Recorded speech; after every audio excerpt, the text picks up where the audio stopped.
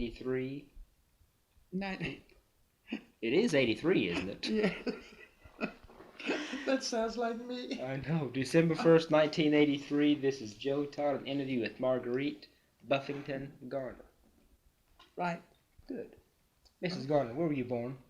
I was born in Vinita when it was IT. And when's your birthday? February 2nd, Groundhog's Day, 1906. 1906. Who is your father? Thomas Mitchell Buffington.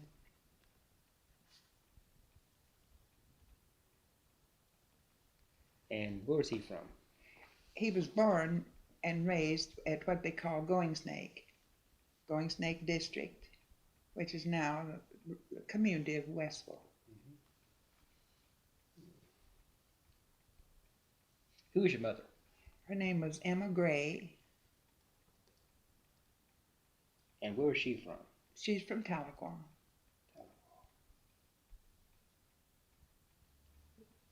She was originally from North Carolina. She was born there, but moved as a little girl to Tahlequah. Can you give me a good description of your father?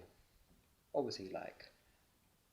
Well, I tell you, he was a big man, 6'6", 270 pounds, and he was a kind, gentle man.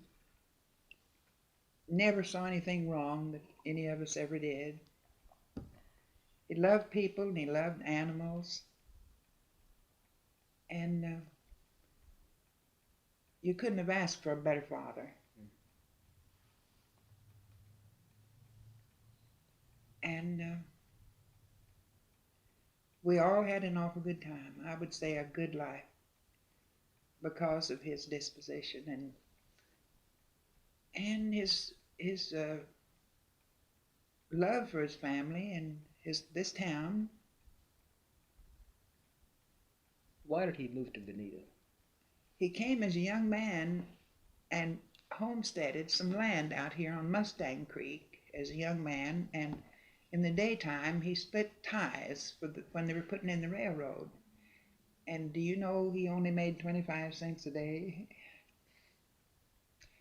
And he kept that land and farmed it, raised cows and hogs, and he married a Susan Woodall when he was about 22, 23 years old. And she didn't live too long. She had tuberculosis. And they had no children. They had several, but they died. They were stillborn. And he left the farm and went to Tahlequah. And he worked for the Cherokee Nation first as a clerk, because he was interested in the Cherokees. And I think they all realized that there was going to be a time when they were going to be run off their land again. They always looked for this to happen to them again like it had before. So he really was interested in the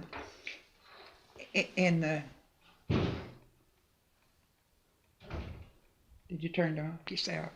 You really don't. Oh, golly. Let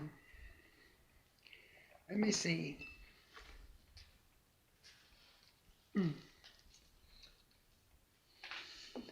Did your grandparents come on the trail?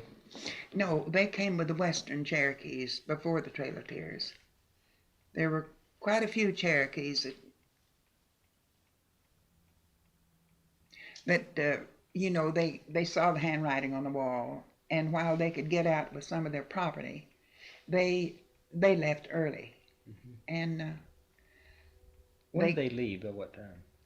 They left in the spring of 1835, and I'm not sure just how many months it took them to get here. But they stopped over on the Arkansas border too. That's why there's so many Cherokees over in that part of the country. That's before the Trail of Tears. That was before the Trail of Tears, because the trail came in 1838. But Papa said there were, I think, 6 or 8 families came with them, where they could bring 2 wagon loads of their stuff instead of being driven out by bayonets and not Yeah. allowed to even bring a wagon, So that's the reason they came on ahead, and they all left nice homes down there. They were not living in hogans or tents. They were living in nice houses. And Have you heard any stories about the trail? I've heard lots of stories. I don't know how true they are. Well, can you tell me some of them? Well, I know that one thing so many of them died along the trail that they said they could have strung the bodies from the place in Georgia that they left from, end on end, and come all the way over the body. 1,600, I believe they said, died. John Ross's wife died, on the trail. It's Any particular incidents that you remember about the trail you've been told? Oh, goodness sakes. I wish I'd had time to kind of think about it and look it up. I didn't know what you were going to ask me. Oh, they were not fed right, and they had no food for the whole families. Sometimes it was corn, just plain raw corn. And there was no way in the world they could have ever lived through it, many of them, especially the old people. Just like that painting over there, so many of them wouldn't go off and leave a sick person like they tried to get them to leave them, just let them lay by the side of the road. And Were they given time to bury the dead? no, they had to leave them. It was a sad, no wonder it was called Trail of Tears. How many Cherokees came over the trail? Any idea? Now there again, I'd just give anything if I had that book. I sent that one. When it comes, I'm going to send it to you and let you look at it.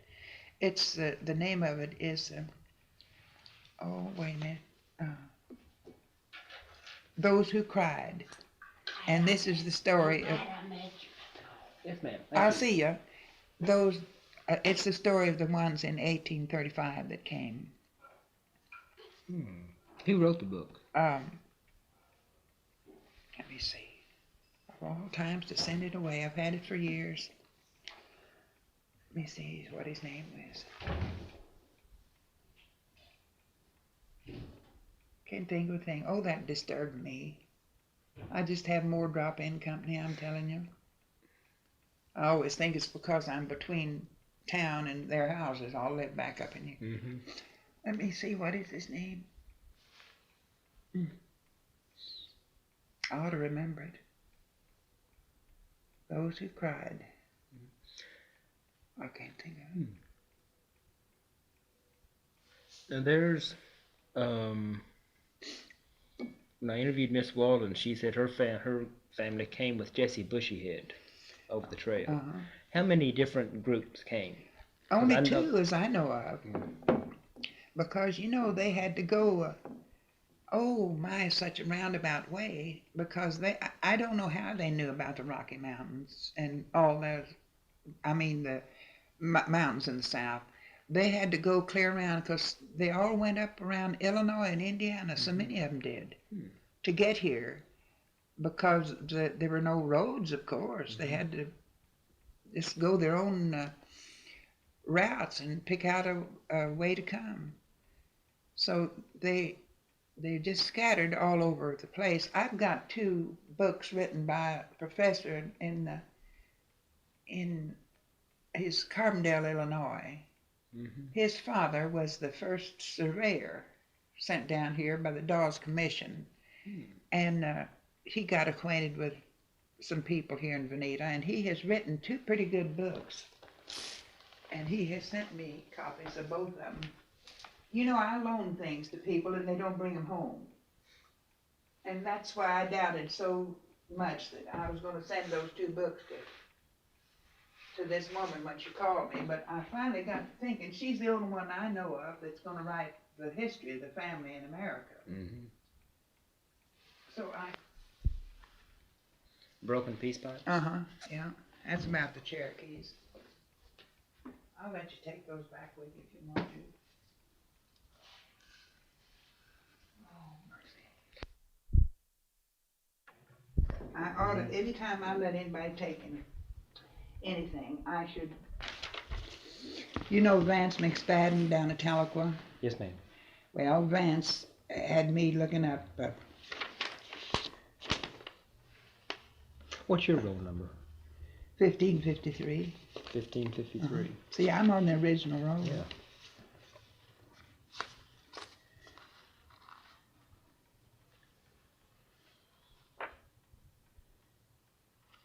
Vance married cousin Lola Bowers. She's the one that wrote about Florence Wilson, that old-time school teacher that taught at the female seminary down there. She wrote that book. The Old Seminary? The Old Seminary. Florence Wilson. Oh, she was a teacher and a half, evidently. Did you know her? No, I didn't. Of course, she was back there in 1800s and I think cousin Lola graduated in 1890.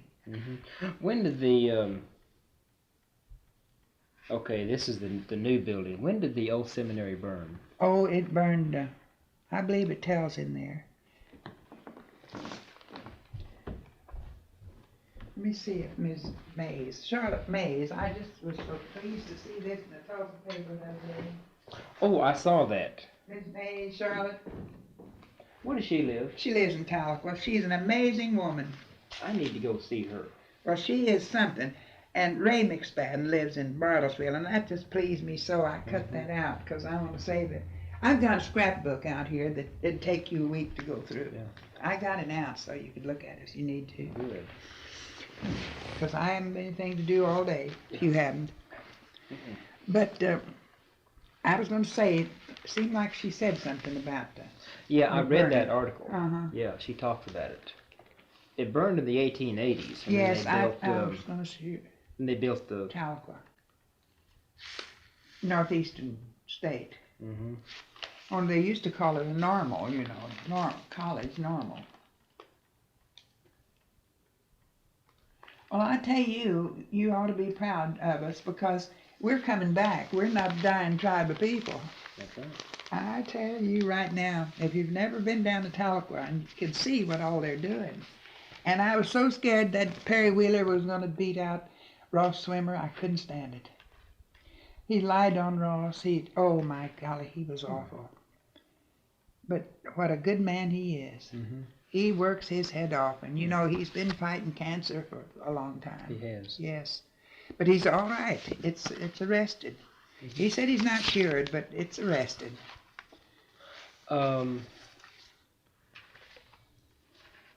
your father became acting chief, what was his position in the tribe? His position? Before, when Mr. Mays died. Was he assistant? Or?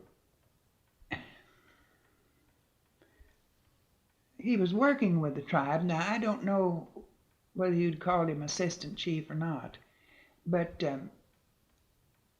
he had to run for his election, I've got some clippings in that book out there about that. I'm not sure, but he knew he was going to work for the Cherokee tribe of people because he made several, I don't know how many trips to Washington at his own expense to talk to the presidents about it. And, Papa was a staunch Democrat, but he said Teddy Roosevelt was an all right man. He said he's a Republican, but said he's sure all right, and said, I think he's for the Cherokees. Well, that's good. And it was his fault, of course, that they did a lot of some land. They were going to just close out let the white people come in. But he sure went to bat for the Cherokees. Well, that's good. And then, of course, we had the two Boudinauts that were not illiterate Indians. I'm telling you for sure. And what kind of home did the Buffingtons have in Georgia? It was from what Papa told me. See, his father came on that trek to the west. It was a log house, with the dog trot through the center, like you used to have. But it was a substantial looking residence, like the better class had, And were they slave owners? Slave owners, yes. And it tells in that book, those who cried, how many slaves they had. And one, they put them down like, well, one weaver and one speaker of English and things like that, you know, private things. But they all had slaves. That's why we've got the Buffington colored people here. Hmm. They came with the families because they were just like a member of the family. Are there any of the old colored Buffingtons that remember? I don't think so, not here. We used to have them. There was one of them named Margaret. I used to get her mail. And I don't know where she is now. But they would be awful old. Yeah. The families died out. Mm-hmm. Can you remember your first memory of Vinita as a child? Yes, I remember. It was a it was a little town before the streets were paved, a lot of mud and dirt, and everybody had horses, and kids had ponies. And the men all rode horseback or drove buggies, you know. Mm-hmm. And yes, I remember. I remember starting the school here. What school did you start? Well, it was just the first grade, right down in the same location as the old school is here. But what was the name of the school? Oh, we didn't have any names like they do now. Yeah. There was a few. Mm-hmm. There weren't too many people, children. We had our school, and then there was one over on the north side of town. They called it. No, not then. They didn't have a name for it then. But I had an aunt that taught over there that lived with us. Who was your first teacher? Wait a minute.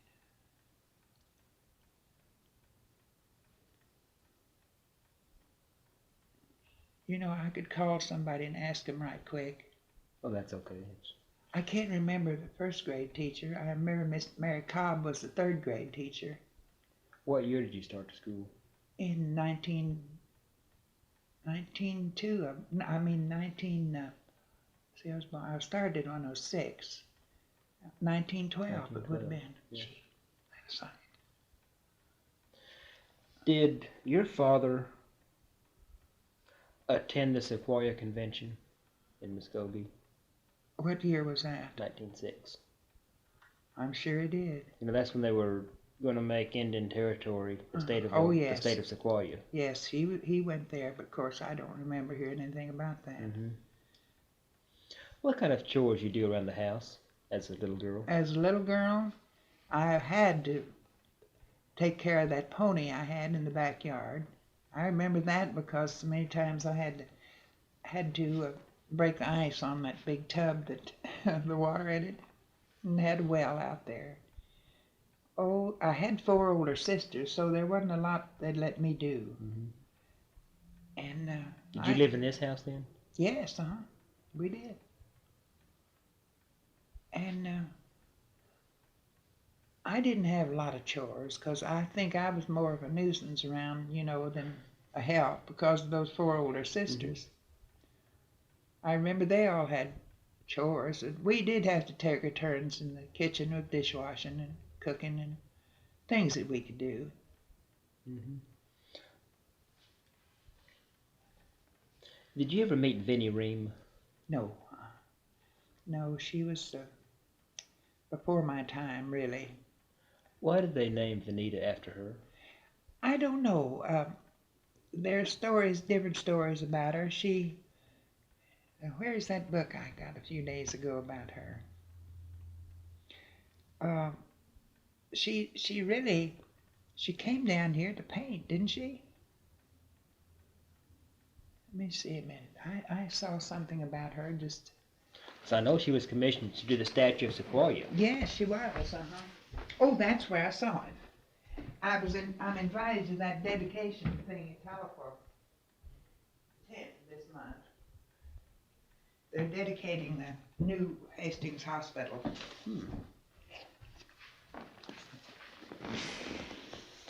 And they had invited Papa Oh, that's good. So I looked up this book. Wonder what that is. Just mold looks like. Is it mold? Is there any way I can get it off? And I thought I'd take it down there and give it to him. Wonder how you get mold off. See, he wrote in everything he had.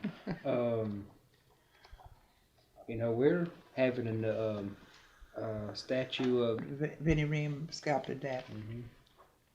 I tell you, the old orators are gone, aren't they? If you had time to read those speeches, they were brilliant people. Well, they taught elocution. I guess that's the difference, isn't it? Did you study elocution? Yes, when I was in school I did. Sure did. You had to. But Champ Clark and all those big men, would you like to take that back with you? Yes, ma'am. All right. It's I just thought I would show it to Ross Swimmer. I took that copy of I don't know whether you remember Dr. He was historian professor of history at OU. Gibson? No, back before his time. Hmm. He left OU and went to SMU. Oh, he was something else. What was his name? I can just see it because I remember the day he came up here to interview Papa and Mom. And he took that book back. And it's a complete of every story of every speech Papa ever made. And he not only kept their pictures, but he kept the copies of all the speeches. Never did send them back. Wardell. Dr. Wardell. And the only real good big picture we had of Papa. But I never thought that he wouldn't send it back. I wrote to him and they sent me a copy of something that he had moved from Norman to SMU. And then I read in the paper where he had died, and that was the end of it. I didn't know any of his family. I need a way I could get him back.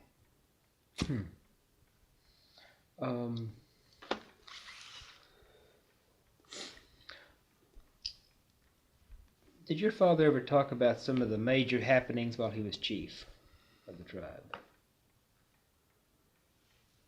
He talked very little about it, I tell you. It was a sad, sad day. I know he wouldn't enjoy this play at the Trail of Tears at Tahlequah because the scene how they enjoyed when Oklahoma became a state. He said there wasn't any celebrating.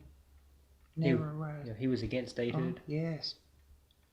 He wasn't against it because he had to follow the law, but he hated it. He hated to see the dissolving of the Cherokee Nation, which they did. Mm-hmm. And he hated to see it the worst way, but the ending of that play down there, just so jubilation, Oklahoma, not Indian Territory anymore. No, he had to go along with them. There was no way. Where did he go to school? He went to school at, not Dardanelle. What's that little town in Arkansas? Nearly on the line. Cincinnati, Arkansas. That was the closest schools they could go to. He didn't attend the male seminary? No, he didn't. See, he was born in 1855, but they were too far away. You see, they lived way over in the woods at near Westville. Mm-hmm. So he didn't go to the male seminary. Who was Going Snake? He was an old chief. They called him chief anyhow. Must have been a heck of a big, fine man. There's no history written about him. I haven't ever read anything of him. People of Westville probably could tell something about him. Mm-hmm. But he was a prominent family. But we were divided up into 5 districts. We were Cooey here. And my nephew in Vancouver wrote me and said he was buying this beautiful new yacht. And see, they're right on the Pacific Ocean, so they all boat people up there. He said, I want a good Cherokee name for my boat. So I went through the list of words that I knew. And I said Cooey would be a great name because Lucille, his mother, was born in Cooey district. And I said, it means beautiful word by the side of the water. And it would have been appropriate. But up in that part of the country, he said I could announce on my, we shipped ashore, you know, they have to keep track of the boats when they all go out, and you keep in touch with them all the time. Can you imagine that one of these English-speaking Canadian ports have called people up here asking me the name of my boat, and I'd say Cooey Scooey. Said they'd send a troop out after they me. have a lot of Indians up there. They have Indians, but they're not their language is so different. Yeah, right. You see. Said I couldn't use Cooey Scooey, so they named the boat Cherokee Miss, Oklahoma. You say your father moved up here to Homestead. He did. He had 160 acres out here on Mustang Creek. And it was an awful good farm. And you know, when his wife died, he just locked the doors and walked out. He had two men, the Rogers brothers, that had come over here from Arkansas that worked for him. He just signed the deed over to them, and my goodness, those men, when they died, they were wealthy, because that was good land. Yeah. And someplace, of course, that's down the museum too, you had to sign a paper when somebody came in from another state, to show that they had a job with somebody before they could stay. And then, of course, if they married a Cherokee girl, that was cinched because they could get her allotment. And both those boys married Cherokee girls, so they had quite a bit of land out there on Mustang Creek. When did your father build this house? He bought it in 1912 from a man that had it built named Riggs, and his wife had tuberculosis, and they didn't live in it 6 months. They had to go, I think, to Arizona or New Mexico someplace.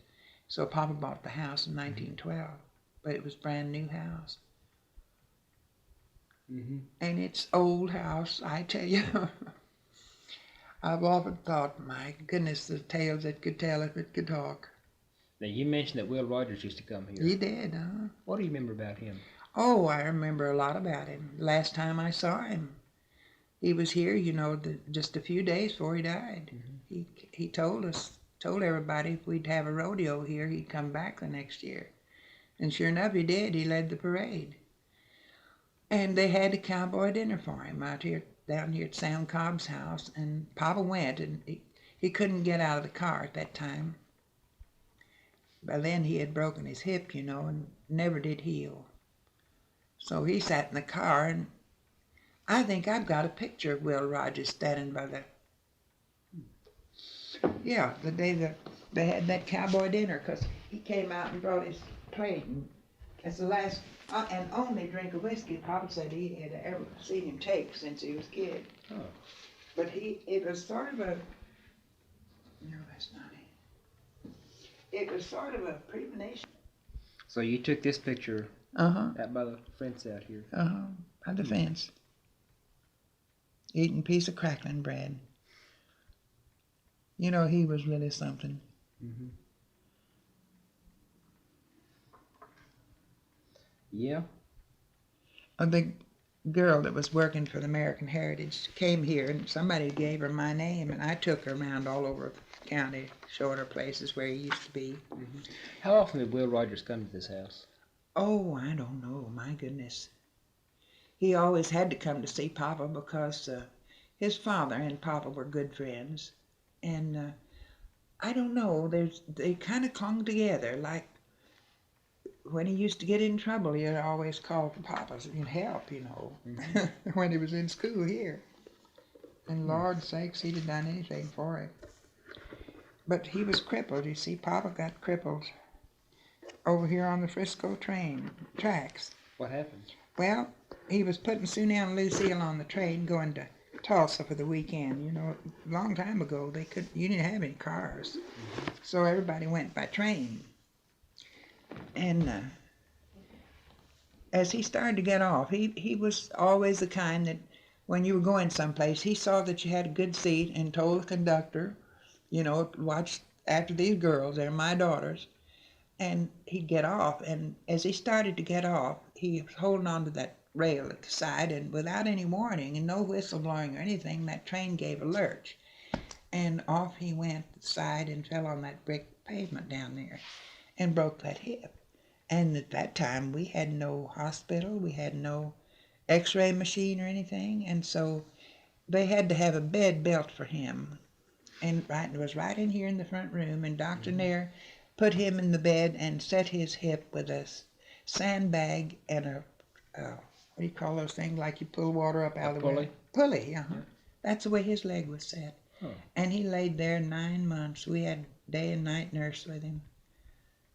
And it never did heal back together. So he always had, for a while he used nothing but crutches, and then he got to where he could walk with a cane. But it never did heal. And you know, the Frisco lawyer came down here just a few days after that, and Papa could have sued him for no. He was glad to sign the paper and release the Frisco. I guess he was so glad we had trains running through here. No, they were just a different caliber men. I don't know. How far did you go through school? I went through high school and 2 years of business college in Wichita, because I worked. Lucille, my oldest sister, was married and lived in Wichita, so at that time you had to take a pretty good business course to learn to be a secretary, and that's what I did. And I worked for a grain company there, Board of Trade. Tell me about World War One. World War One. I remember it well because, well, the main thing we had, it was that great flu epidemic, one thing, you know, and they turned our high school into a hospital, emergency hospital. And my oldest sister and friends of hers volunteered as nurses. And golly, and of course I was just a kid, 19, 16, 17, but I remember it. I remember going downtown and looking on the list that they used to hang on the window to see if I had one uncle over in Germany, in France, I mean, that was in the army, and I always watched for his name. And yes, I remember a lot about it, and trying to learn to knit so I could knit sweaters and things. Yeah. What about Armistice Day, the day the war ended? Oh my goodness sakes, that was really something. I remember that. What was the celebration like? Well, it was whistles blowing and I don't know, flags waving and parades and people out in the streets, all even in town here. Of course, no radios or anything, so it just traveled by word of mouth. And it was really a celebration. I remember running up the street to an old deaf man up there, Mr. Montgomery, and pretty near missing everything because he was deaf, couldn't hear thunder, you know. And I wanted him to see everything, and oh golly. His wife would say, Marguerite, go on with the kids. Said, he can't hear thunder anyhow. Said he wouldn't know where he was. Oh, I never will forget Mr. Montgomery. That was this girl that stopped a while ago. That's her grandfather. Wore a big old stocking cap in the wintertime. And I think that day he had on his bed thing he slept in bed in. He was sitting by the fireplace with his robe and all on. I was determined I was going to get him outdoors. I didn't know. Tell me about your grandparents. Well, they lived on a farm out of Tahlequah, and I don't remember my grandparents on Papa's side, but I sure remember my mother's. They lived about 1.5 miles out of Tahlequah. What were their names? Their name was Gray. His name was Adolphus Gray. And, the day after school was out, they used to put Jack, that was my sister just older than I, on the train, and we would spend the summer at Tahlequah. That was a ball to us. Out there on that farm, watching them cut wheat and cook all that food for the threshers, and riding horseback. What years were those? Well, I was in high school, and I graduated in 1924. I would say 1919, 1920, something like that. And then I had 2 uncles that had a general store over at Welling, and we'd go over there and visit. And I don't know, it was just so much fun to us. What was Tahlequah like in the early 20s? Oh, there was not much to it. It was just a little town, no pavement, and my aunt was assistant postmaster for years, and she had a nice house in town. We could stay in town when we wanted to. And it was a typical small town. Mm-hmm. It had, of course, when the college was there, it was, well, pretty well populated, but about 2,000 people, I'd say, lived there. In a pretty place. Mm-hmm. When is the first time you visited the Cherokee Capitol building? Oh, I took Papa down there all the time.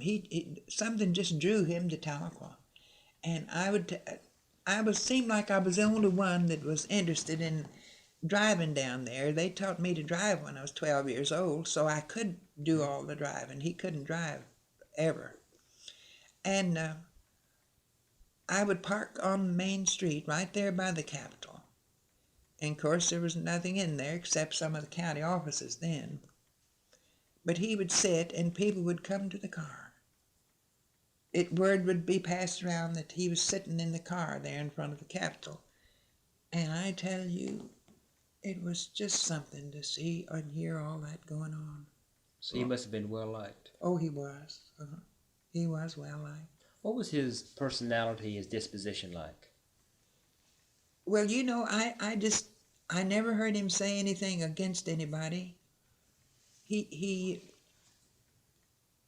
think that's the answer to why he had so many friends. He'd help anybody that he could.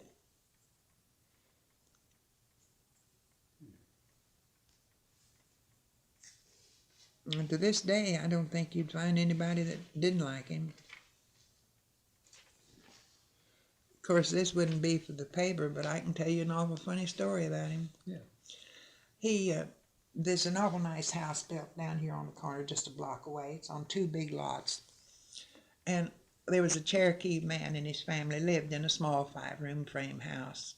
His name was Marmaduke Daniels, and he was some relative way back there, because Papa's grandmother was Catherine Daniels. But anyhow, Papa would bend over backwards if they were Cherokee, So Marmy, as he called him, came up here one day and said one of his boys had moved out to California, way back yonder. And he said, I need $1,500.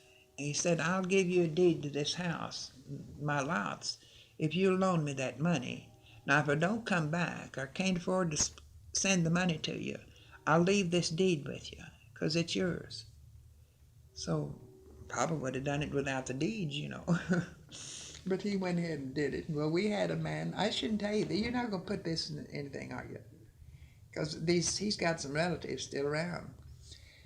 There was a man named John Wise, moved to Vinita, hadn't been here very long, and he was going to go in the real estate business. And he came out here, and 3 or 4 years, Papa just paid the taxes on it, and all, and kept the place. He said, Mr. Buffington, I've got a chance to sell that house and lots down there that I understand you have a deed to. If you just sign that over to me, I'll get you the money out of it. You've got a $1,500 lien on it, I understand. He said, yes. Well, he didn't need the house and lots, so he signed the deed. Mr. Wise sold the buildings, sold the lots and the house, never got a dime to Papa. And Judge Sam Parks, who was Cherokee too, says, Tom, I don't know what to think of you. Said, why didn't you tell me about it? Said, I'd have got that money out of him for you. Papa says, let him alone. It's good to know there's another son of a bitch who's moved to Vinita. And he didn't do it. He wouldn't do anything about it. But he never spoke to John Wise, I'm telling you. That was all it took. He said, another son of a bitch has moved to town. Now, that's the kind of man he was. Yeah. He wouldn't have anything more to do with anybody. One time he knew something bad about him. What about Grant Foreman? Well, I don't know. I never have understood him. He's I don't know why he couldn't write the right things when he was told them. He just, I probably shouldn't say that. But he would mix things up so. I don't know. I'm just going by what Papa said about him. So your father didn't like him? He didn't like his editing. He made things sound interesting where it just wasn't hardly the truth. Mm-hmm.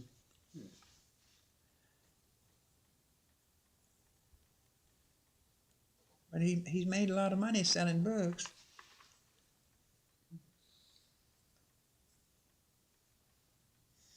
Were there many flappers around Vinita? Oh, I think I probably was a flapper. What is a flapper? Well, I tell you, this is funny because I was looking in some old jewelry boxes upstairs not long ago, and I had read that in the paper about a flapper. A flapper. You know, you wore short skirts and rolled stockings and twirled your beads. Now, isn't that hilarious? I saw these in an old jewelry box, and I said, I'm going to... Well, how long have you had these? Oh, my golly. I was in high school. Just think, that's over 50 years ago. Yeah. But these are your flapper beads. Flapper beads. Isn't that something? And you chewed gum. You had to chew gum. And short skirts and rolled stockings. We wouldn't roll the stockings, though, till we got out of the house, you see. What did your father think of? Oh, he thought it was awful. Mama, too. Did you bob your hair? Bobbed hair and chewed gum and twirled the beads. That's just hilarious. What did your father say when you first bobbed your hair? Well, he thought it looked terrible. He thought everybody ought to have either braids or bun on the back, you know. Mm-hmm. But, of course, he got used to it because everybody did. He did the most fussing, I think, in the wintertime when Sunel, Lucille, and Maxine would get dressed up to go to a dance because they wore pretty evening dresses, you know. And he'd say, I'll be damned if you're going to get out of this house with no more clothes on than that. He was a character. Of course, grinning all the time. He knew they were going to go. Mm-hmm. But they never got to wear their dancing shoes. They always wore high-top shoes and carried the dancing shoes. Tell me some of your favorite stories about your father that you remember. Oh, my goodness, there's so many. Oh, goodness, let's see. Well, they told the hilarious one. You might have already heard it. I don't know. He and Judge Parks and another man were up in Washington, and you know the streets were not paved. And so in the wintertime, why, it would be mud. And they just had plank going across the streets, you know, and planks for the sidewalks. And they used to all stay at that old Mayflower Hotel. And there was a bootblack at his bench right outside the hotel. Now, where was this? In Washington, D.C. Mm-hmm. They always called it Washington City, you know, old-timers did. And anyhow, they all would get up there on this bootjack's bench, and this boy would clean off their boots before they went inside the hotel because they'd be muddy and dirty. And as they were walking over there to get the boots shined, Papa, one of them, I think it was Papa that mentioned it, said, let's all play like I'm deaf and dumb. And fool that little nigger. So he said something to him, and Papa just looked on off the other. He was a practical joker, I'm telling you. Looked off the other way, and Judge Parks said, no need talking to him, said he can't speak or he can't hear. Oh, and the boy said, you mean he's deaf and dumb? Yes. Says he's a big son of a bitch, isn't he? And Papa had to sit there and take that from that nigger. He says, that's the last joke I'll ever pull out. Oh, Lordy, they used to tell some funny stories on him. And another time when he was running for chief, there was over here at Rose Prairie, John Duncan was the United States Marshal when Papa was chief. And they were close friends. They called him Red Cloud Duncan, lived over there on Rose Prairie. And he was a fiddler and a square dance caller, just the biggest cut-up you ever saw. You know, a lot of people don't realize the humor of the Cherokees, but many of them could be on the stage. So he saw Papa standing over there talking to a group of men, and he says, I'll bet anybody in the crowd $10. He was quite a ways from him, that I can make Tom Buffington dance if you just hand me a fiddle. So he handed him, somebody got him a fiddle out of a flour sack they had in the wagon and handed to him, and Mr. Duncan hit up. He said he thought he played Greasy. That's an old time tune. And he said, now just keep your eye on that man over there by that wagon. And he said, sure enough, there he went. And he said he just collected one $10 bill after another. He said he never could resist the music. He was a dancer all over the place. Oh, Lordy, he was a sight. How is the tribal government organized? How was it organized when your father was chief? Well, they had council just like we do now. They had a chief and a vice chief and a council that they met with. It's and they're a group of pretty good men, I'll tell you. Mm-hmm. When did they start electing the chief? The first time was when Keeler ran, from Bartlesville. Yeah. Is he really as bad a man as everybody says he is? I don't know. Oh, he got a bad name down here. I never really knew him. I just didn't dream he could be like that. I worked for him in his election because I had met him and I liked him. But, mercy. I've heard so many bad things about him. Well, it's an entirely different story with Ross Swimmer, I'll tell you. What's he like, Ross Oh, Swimmer? He's a fine man.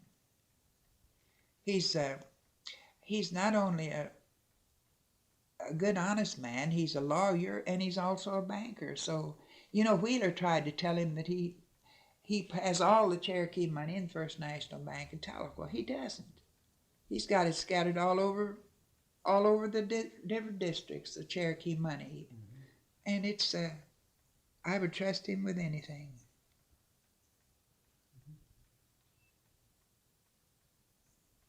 How long did your flapper days last? Just till the fad went out. Let me see. That was the days of Irene and Vernon Castle, I think. You probably never heard of them. They were a dance couple. She's the one that started the bobbed hair, Oh, I would say, time I was out of high school, it was in the early 20s. I'd say 22, something like that. Oh, we thought we were so cute. I'm telling you.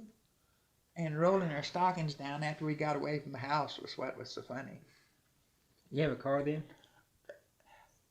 Let's see. Yes, we had a car, but we couldn't take it.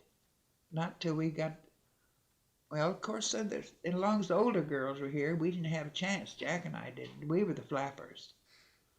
Oh. Where does the word flapper come from? I don't know where it ever came from. What made me think of it was a piece in the paper a week or so ago.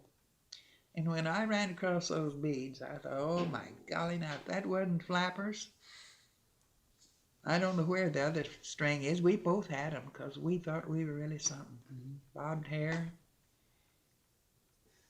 Oh, let me see. Ever hear any stories or legends about the old Cherokees, the small Cherokee stories? Yeah. That legend about the owl, I think, still runs. Yeah, tell me about it. Well, I think I can show you in this memory book out here. Easier. I've got the legend in my book. Come here. See, that's racing. When are they? Oh, during the fair. Let me see. What year was that? I thought there was a place up there written on it with the year.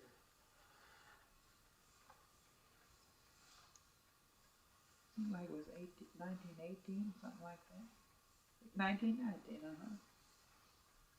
Oh, everybody is dressed up to the teeth and went to the races.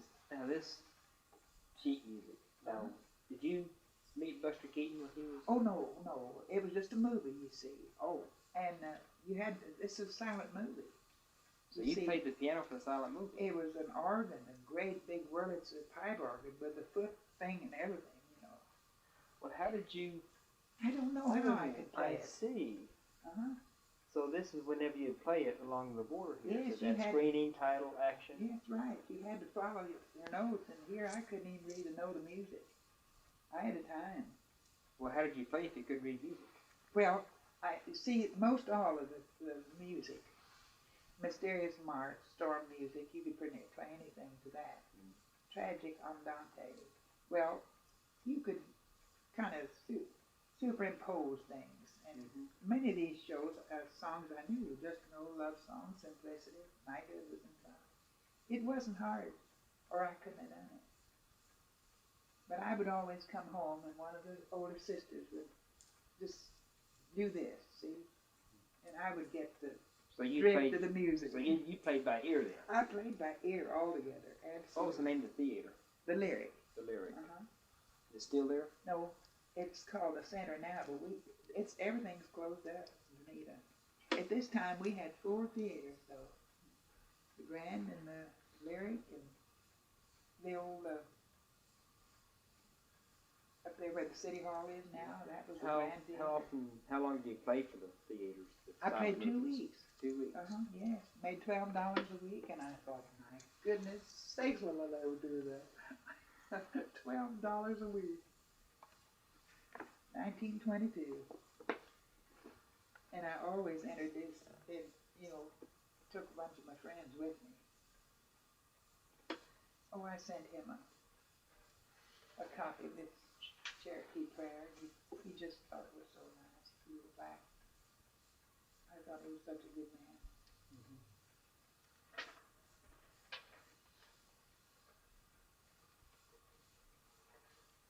And these are just things that I even smoke it bare. Died of old age.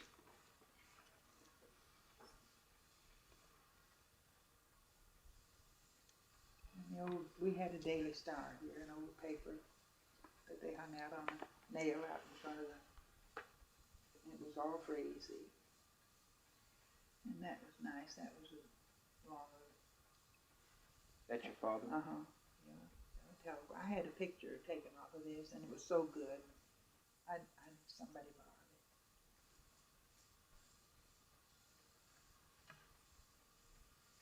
Oh, isn't there anything in the world that's ever been in a paper about the Cherokees I have?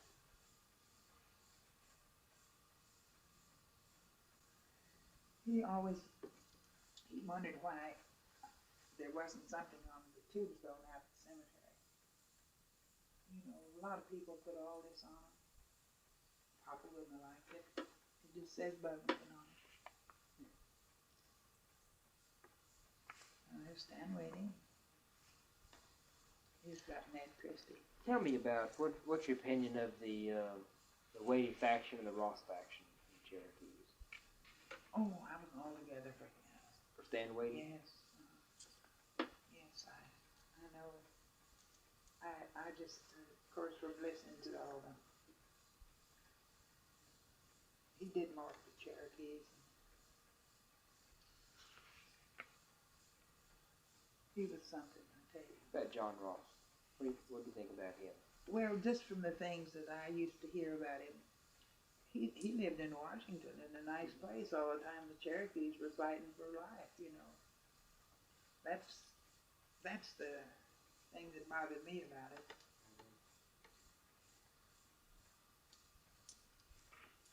This is the one that's writing that about Ned Christie.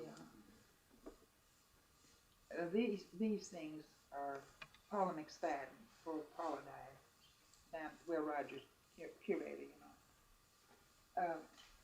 she would make me photostat copies of, they were microfilming all this stuff, you see. And that's Levi Fitz. There's the old seminaries.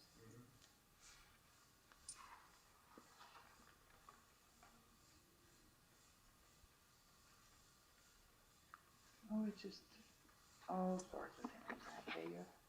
It was our 50th anniversary.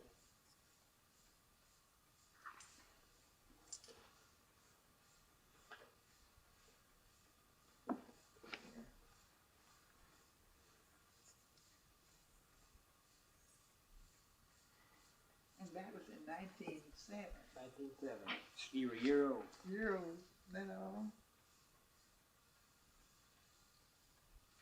Oh, that's about the big banquet they had here with the Whitneys, you know,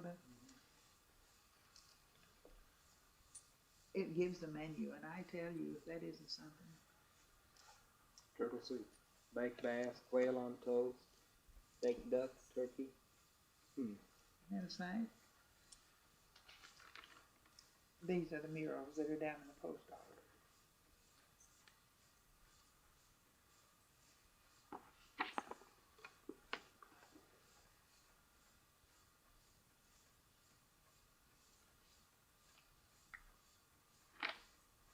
I didn't know what that is. Oh, I didn't know whether you'd be interested in all this or not, but there's an awful lot in it.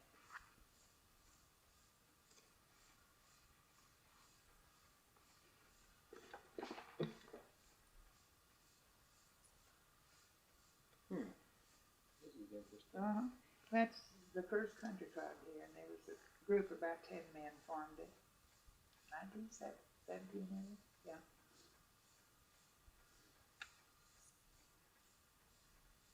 This is your father's chair? Yeah. Huh. Do you have many documents like this in your father's? Oh, I've got quite a few, and he was a great buyer of anything that he thought was going to help Vinita, you see. Like the brick factory and everything. I think they're right in here. I don't believe they're pasted in.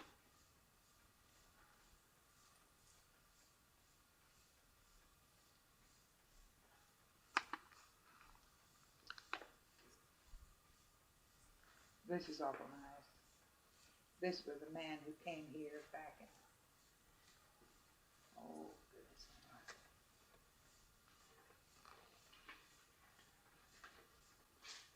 He later became, he was the Sing Sing prison chaplain in his later years. McIntyre.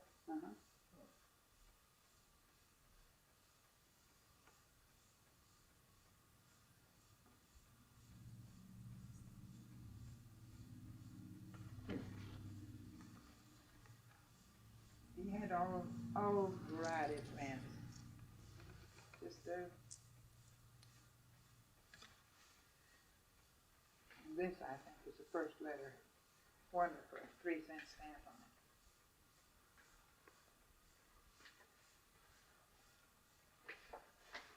There's the letter.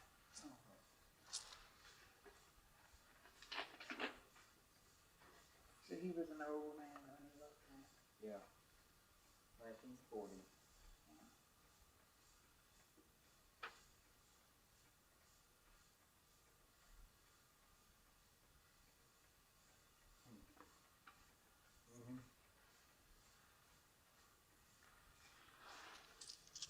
Let's see. I think that's an interesting thing when they found horses found down. And you know, this, he had used that as a bookmark. And read that. If that's not the truth, I never did read it. A bell by its note, a bird by its throat, a man by his walk, a fool by his talk, everyone knows wherever he goes. Isn't that the truth? It really is something. And this I copied off of Cobb used to live out here by where now is Lake Hudson. And he had a framed print written by this man. And it was translated, and this is what it said. I tell you, I liked it. I laughed when I read that. What does it say? It irks us Indians to have a lot of foreigners come over here and try to change our way of life. But do you realize that their forefathers came to this country to seek a free life and found the American Indian a happy people? The Indians hunted and fished 52 weeks of the year. But since then, the white man has trained him to a new way of life, and he is so poor and so dependent that he is lucky to be able to have enough money to hunt and fish 2 weeks out of the year. I tell you, I just put these things in because they're so going out You just don't see them anymore. Yeah, that Tiffany. Uh-huh. I have a pretty Tiffany lamp, though. You do. Uh-huh.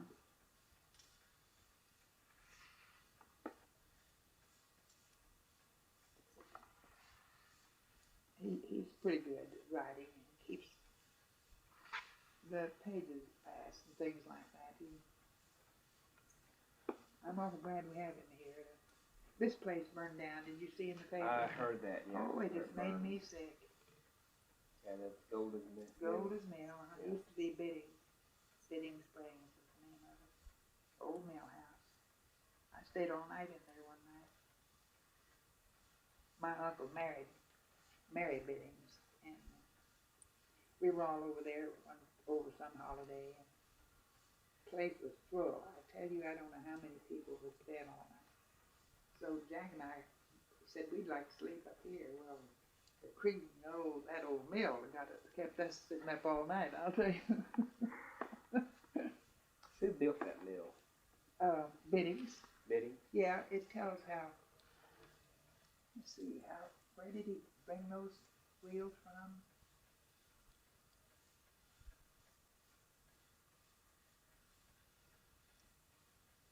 It tells about it. Oh, so it came from Texas. Burrs.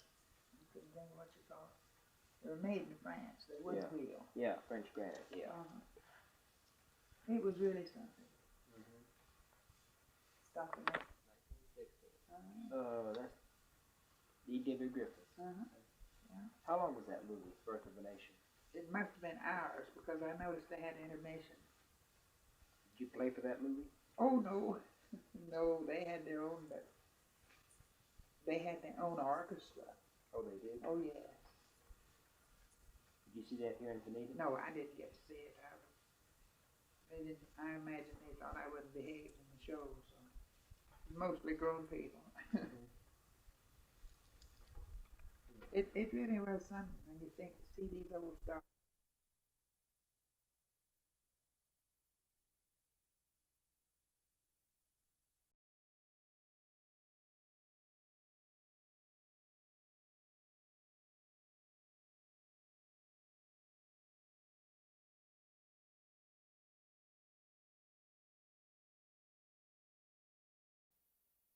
Seen that piece out of the book and iron it so it won't. Yeah, okay.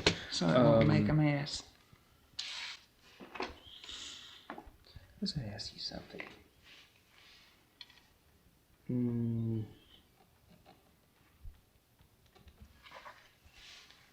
When did your father first become interested in tribal politics? Well, he was an awful young man when he became interested in it. Because he was, let me see if I can find that.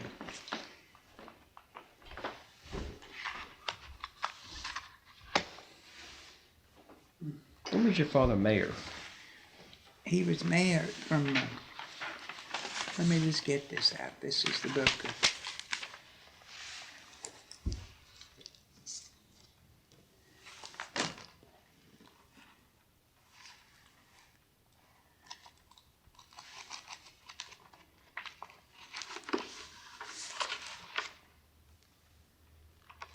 I have to look it up. Has been a loyal Downing Party member.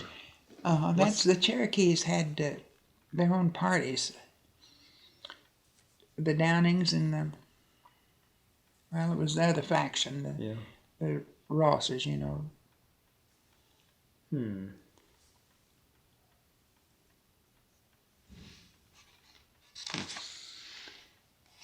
Now, who was Downing? He was one of the chiefs. Oh, he was one of the chiefs. Yeah, okay. he was. Let me see which one is he. Lewis Downing.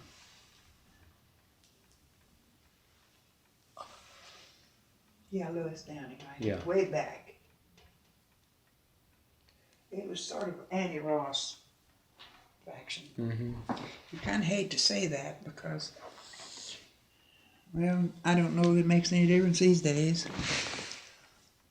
I was awful glad to see the truth come out in that new version of their play down at Tahlequah. What about John Ross? It told about, well, it was always talked of that he had the Boudinot's murdered, you know, and because he was against Stanwady all the Yeah, time. Boudinot's and Major Ridge and Ridges and Boudinot's. and Stanwady escaped. Yeah. And they bring that out in that play. Tell me about the Depression of the 1930s. Well, that was the year I got married, so it must have been terrible. Al and I went to Cincinnati, Ohio, and it was bad there too, but it must have been terrible here. It's, well, there wasn't anybody working, you know. Of course, Papa was retired then, that time, and it was hard times, just like it is now. It's getting to be about the same. What about World War II? What'd you do during the war? Well, I served on that OPA board here. What's OPA? Well, it was, gosh, I just looked at that thing in the scrapbook. It's where you, coupons, you know, for coffee and Oh, rationing? rationing, Yeah. yeah.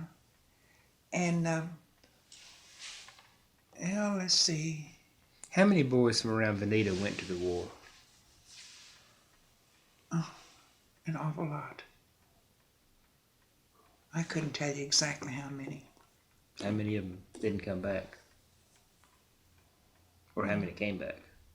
I wish I could ask Mr. Campbell these questions. He's pretty good at the history of this town because he's made a study of it. He's not a native of Vinita, but he has really done a lot of research. Tell us more about your father.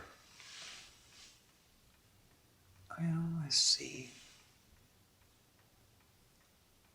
Of course, he was crippled, like I said, and he just he didn't get around too much. Of course, we took him to town. He liked to sit down on Main Street and talk to people. He kept up with the times, though. He kept up with all the news. And he was staunch Democrat. Oh, boy. I expect you know about those Democrats. And, well, he liked to read. And he had lots of friends always coming to see him.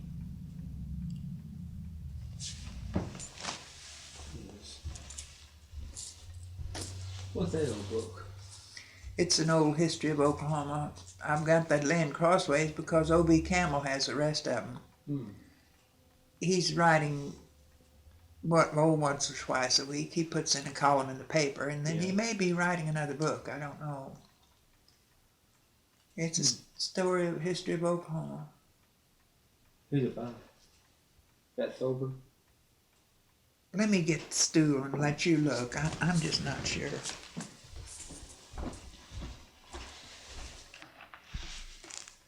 What's your favorite memory about your father?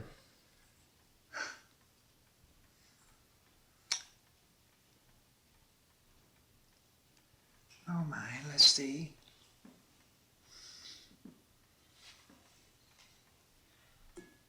I think it was just his kindness and goodness around here where we'd ask to do something and he couldn't turn us down, you know. He'd say, go ask your mama, you know. Wouldn't do any of the punishment or anything else. That was up to her. And good to us, you know, just back in the days where he charged things all over town, you know, never fussing at us. Every once in a while he'd say, I'm going to drive you all out by the poor farm because that's where we're all going to be someday. When did your father get his first car? Oh my goodness. He was one of the first ones to have one. He had one when there was a petition in there. I meant to show that to you. It was in 1904 to keep cars off of Main Street on account of the horses that were tied there. He wouldn't sign it. He had a car. I'd say 1904, something And what like kind of it. car did he have?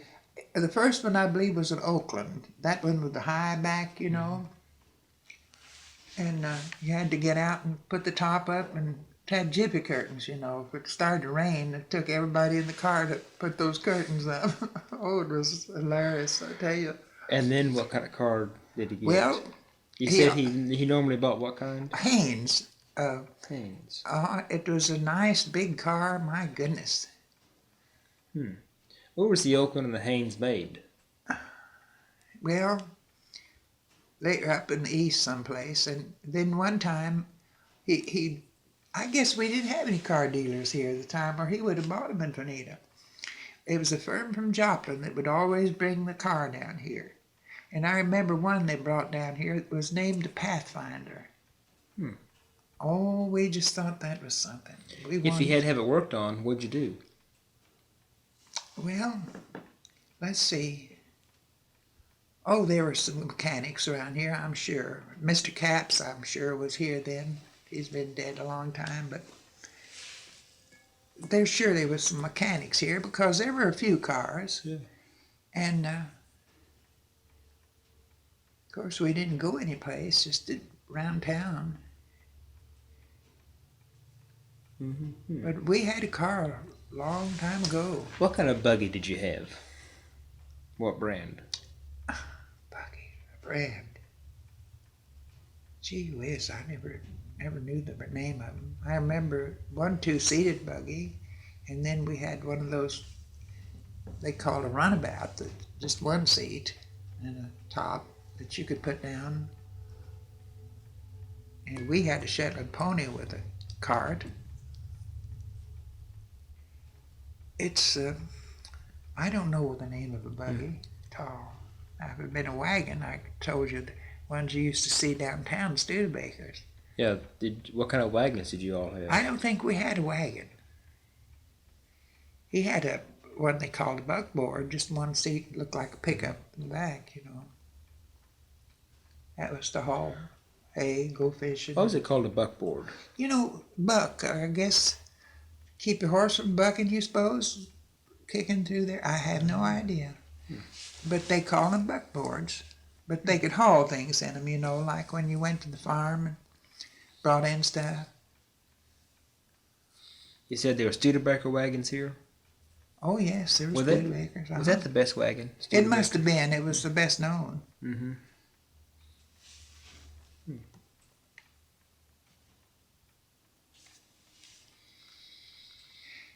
Oh, let's see.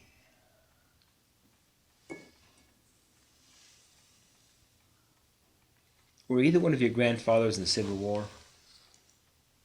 Some of my uncles were. Yes. They ever talk about the... I wasn't around Papa's brothers. You see, they were all, well, they died. I think 2 of them were killed in the Civil War. And, of course, I was around my mother's brothers, but they were not old enough, I guess, to get in the Civil War. But Papa's were. He had 2 brothers. I've heard him tell about them, but not any special stories. Which side were they on? One of them was on one side and one the other. One of them was up in Missouri. I don't know what he was doing up there, but he was conscripted into the Union Army. And the other one was a Confederate.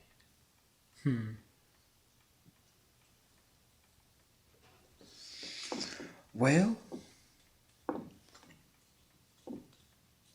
do you want to talk about? Well, goodness, what can I say? I don't know. I just feel like I haven't much confidence in myself when it comes to something like this. I just kind of clam up or something. They told me at Channel 8, well, Ross Swimmer's one came and got me. We always stay overnight down at Cherokee Inn when we go down for that holiday. And Ross called me and he said, now they want one of the original enrollees to talk to the reporter, Mike Jett, on Channel 8 at 6 o'clock. I said, well, not me. Oh, yes, you will. Said nearly everybody's gone home. I said, well, I can't help it. It's not going to be me. I don't know what to say. Well, we'll see you at 6 o'clock. And sure enough, I was petrified. And he was so nice, you know, trying to make me feel calm and everything. He says, I just want to let you talk. I said, I've already forgotten all I know. Did your father ever talk about the Dawes Commission? Well, yes, because he was an awful good friend of this Davis, who was the head man. Mm-hmm. And see, they came down here ahead of time and formed that commission. And like I told you, this man's father was the chief surveyor. And he talked quite a bit about it. I think he felt they were lucky to get the division they got in the acreage for the Cherokees, because they could have ended up with nothing. Yeah. And then that would have been just terrible. But there wasn't a lot to be said after it was all over. Was there a strong feeling against statehood in this area? Oh, I don't know you'd call it against it. I think they knew that, from what I've understood, that they knew the day was coming and they'd better settle for what they could. Mm-hmm. And that was smart to do. Okay, well, thank you. Well, I feel like I haven't said enough to be of much help. Mm-hmm. What, how long was your father chief or governor? He was chief from, I think O.B. has it down here. He'd looked all this up, and I know he was chief in a terrible time, because there was a faction of the Cherokees were going to settle for that, you know. Let me see. I think he gives the dates, because he was mayor of Vinita 17 years after he retired. Mm-hmm. He was mayor before Oklahoma became a state, you know.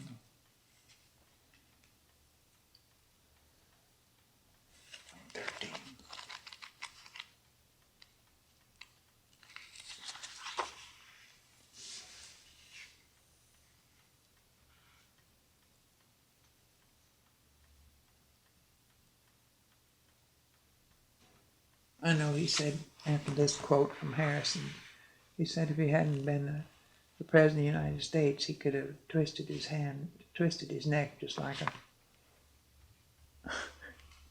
Oh, William Henry Harrison? Uh-huh. Or Benjamin Harrison, rather.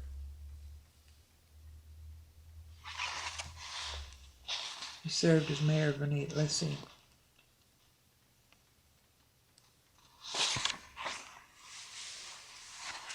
He was elected chief 1899. And it was served up to...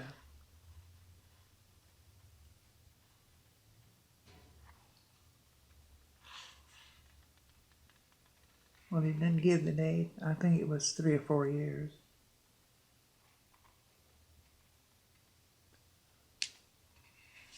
He was the last chief before statehood. Uh-huh. So 6 or 7 years. Yeah. Was he chief when you were born? I'm not sure whether he was chief in 1906 or not. It seemed like it was 1904. Played the fiddle.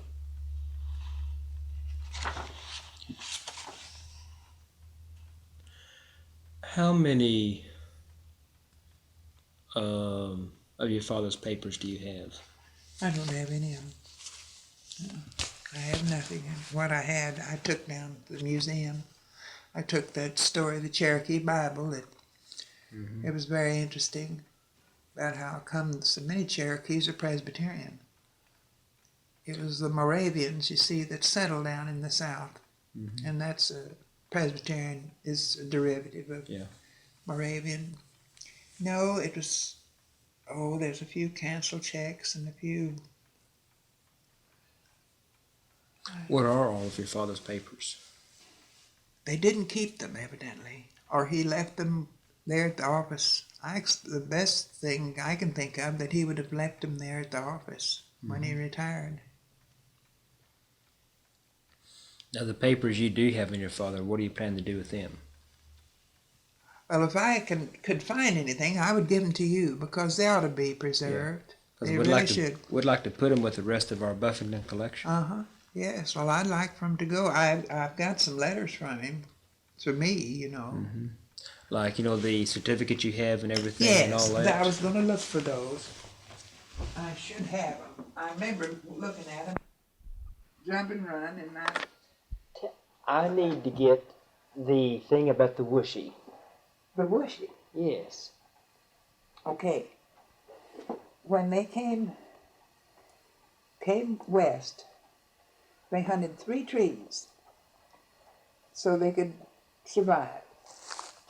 One was the red oak because they around the base of the oak tree grows a mushroom.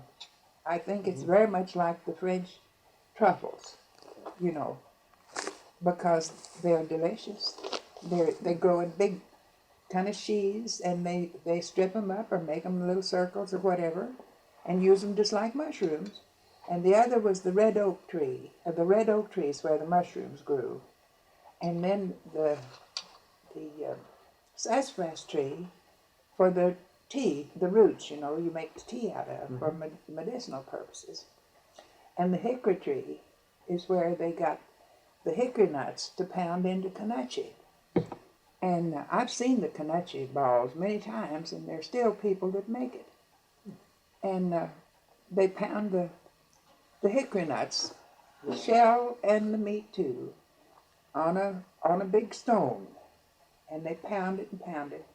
Then they put it down in a bucket and cover it with water, and put it on a fire and bring to a boil. That loosens the meat and the shells, and they set it off to cool, and the nut shells all fall to the bottom, and the butter part of the nut comes to the top, and sometimes it'll be 3 or 4 inches thick off of that one bucket of shells and all. Then they take it out and put it in their hands, and they make a ball out of it. And it doesn't matter whether it dries or not, but that was their heavy protein, you see. So if there wasn't any game, they would have that food. So they really could survive with those 3 trees. Huh. And I thought it was so interesting because you wondered what they did eat if they were in a place where there was no game. And so and of course the mushrooms, the full-bloods all call them whooshies or something like that. I don't know whether it's WOOSHIES or WI, but they call it whooshies. Okay, look. I don't know.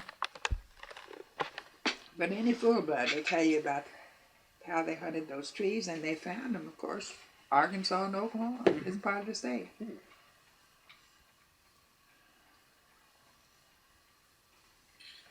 And they used to bring it to Papa. Papa always had a ball of kanache sitting on the plate rail. And of course they used it with skinned corn, as they call it, at hominy. Now, what does the kanache taste like? Well, it tastes like nuts. Like nuts? Mm-hmm. Yeah.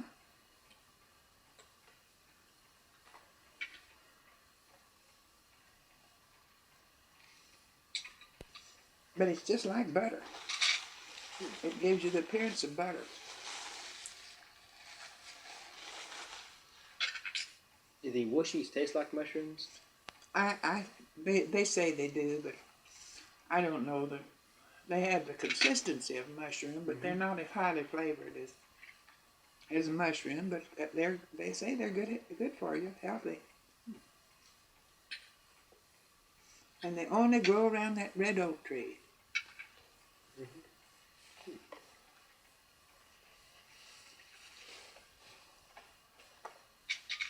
Oh, what about home remedies?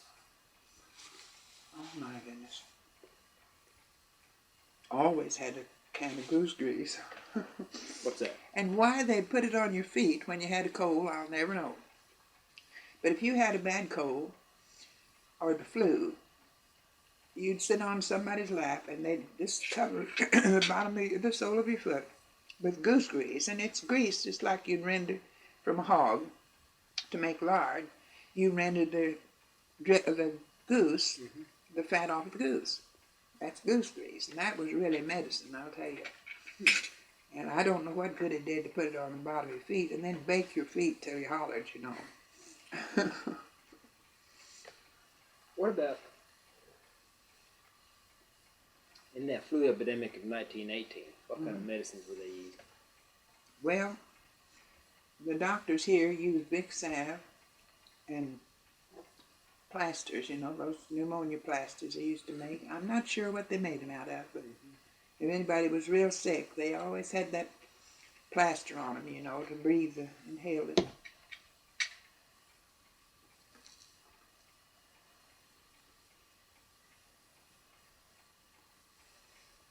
This cotton up here? 5 years ago, we went down to Birmingham to visit Al's brother. And we passed so many fields of cotton. I said, I sure wish I had a stalk of cotton. I meant just one of those little branches, you know, with the cotton on it. He was gone so long. I thought, what in the world is he doing? I could see him down in the field from the highway. And when he came back, he had worked and tugged until he got the whole thing out of the ground. I said, well, somebody could have taken a shot at you. Who's the football player? That's Al. He played with Auburn. Yeah, he was always a frustrated football coach. Now here's a lady on the wall. That's Mama when she was 16 years old. Yeah. Now was she Cherokee? No. No, she wasn't. She's, like she said, this old white woman. And where'd you meet your husband? Right here in Vinita. He was from Bruton, Alabama. And he was working for a Tulsa contractor. And he came up here to make a bid on the painting and decorating of the new Hotel Vinita in 1929. And the contractor, Mr. Green from Manhattan, Kansas, I don't know where we met him, but I knew him, and he introduced me to Al. And of course, I started to date him, and we went together. And he went to Cincinnati, Ohio on a job, and a year later, we decided to get married, and he came back home and got me in. He was an awful nice-looking man, tall.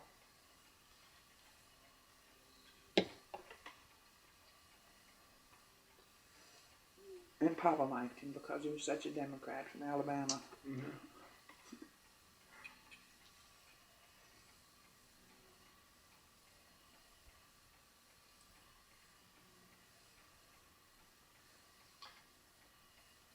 Oh, this is a former book. Yeah. I had it out one day reading it. Papa told him all about what his father had told him about his grandparents. And there's one little mention of it in there. Papa was so mad at him, he said he wasted a whole afternoon for me.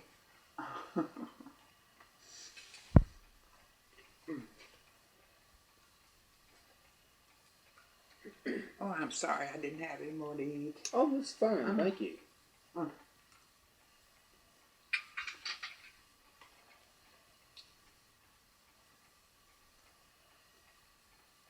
That's a pretty bracelet you have.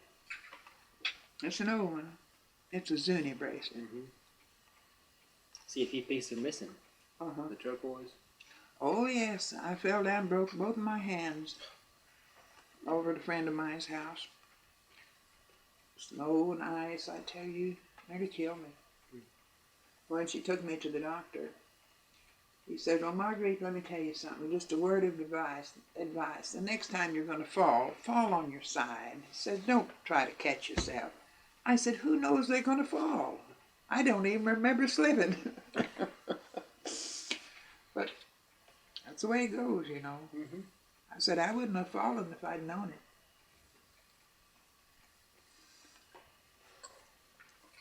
Because that's not much fun having your both arms in a sling No, for it's 6 not. weeks.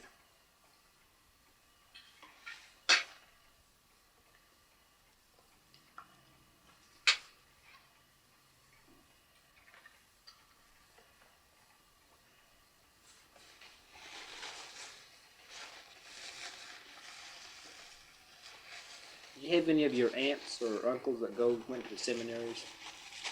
No, none of my mother's sisters. Papa's only sister died when she was young. And Mama's, of course, couldn't go. Mm-hmm.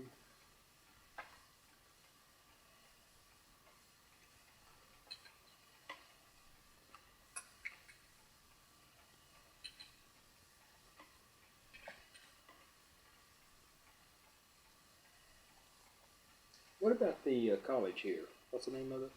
Willie Hassel? Yeah. Well, of course, it's been gone so long. I don't even remember when it was here.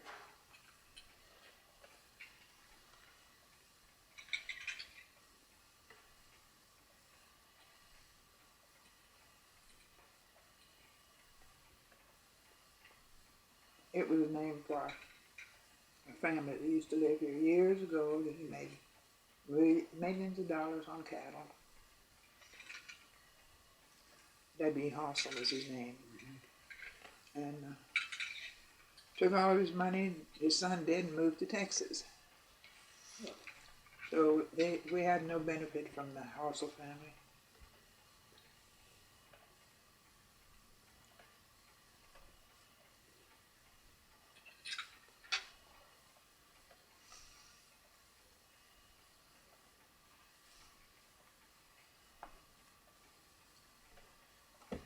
What about the lead and zinc mines up here? Well, the closest we have would be Pitcher, Pawpaw, up north, up east of here. Mm-hmm. We really don't have any kind of industry around Vinita.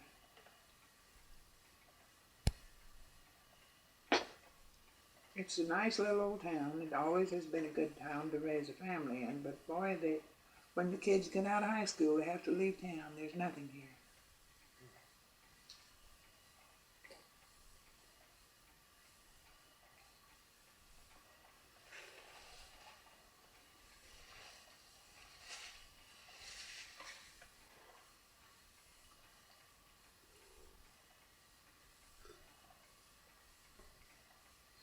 Oh, another Jerome Tiger. That's Jerome's.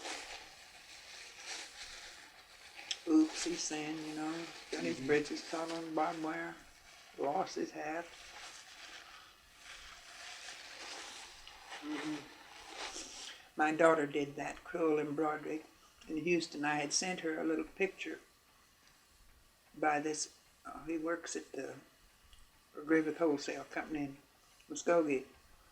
He's a young artist. He's never done anything with it, but he has some beautiful things. And I bought one of his pictures, paintings down there, and sent it to her, and she made that on a piece of linen. It looks just like his painting. Yeah. Did you get the Jerome down at the Indian? You're down at the museum, I don't think I paid the $5 for it. But that's before he was killed, you see.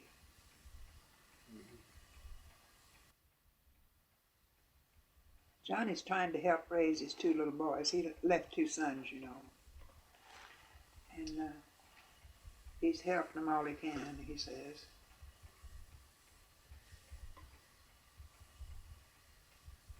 He was killed what year? I've got a picture of him and all in my book. I can't remember. It's 1970 something, not too long ago. That was so.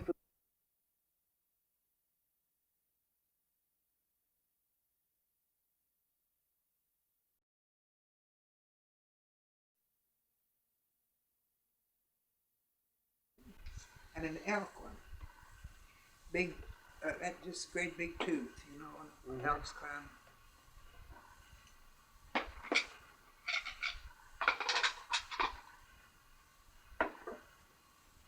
Still runs. That's what is that what you call a railroad wire? Yes, ma'am. I thought so. That's a beautiful watch. Mm-hmm.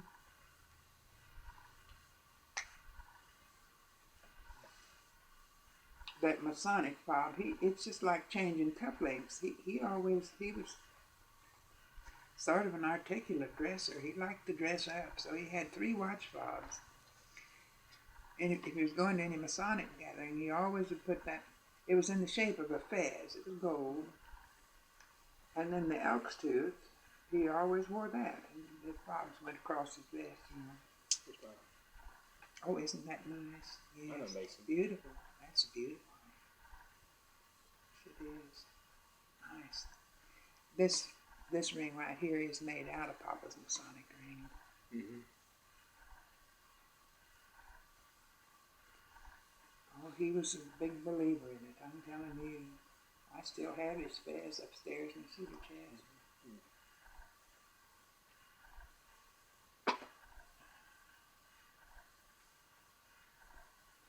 And that, it's not in a frame. It's upstairs. It's Akdar Temple. It's in such a nice memorial on parchment.